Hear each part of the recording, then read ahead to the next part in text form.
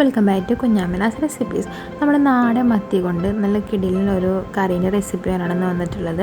ഒരു മൺചട്ടി എടുത്തിട്ട് അതിലേക്ക് അല്പം വെളിച്ചെണ്ണ ഒഴിച്ചിട്ട് പച്ചമുളക്, ചെറിയ ഉള്ളി, വെളുത്തുള്ളി, ഇഞ്ചി, തക്കാളി, മുളക് പൊടി, മഞ്ഞൾപ്പൊടി, പിന്നെ അല്പം ഉപ്പും, ആവശ്യത്തിന് വേപ്പില, അതുപോലെ തന്നെ കുറച്ച് പുളി പിഴിഞ്ഞതും ഒഴിച്ചിട്ട് നമ്മളൊന്ന് കൈകൊണ്ട് ഉടച്ചെടുക്കണം.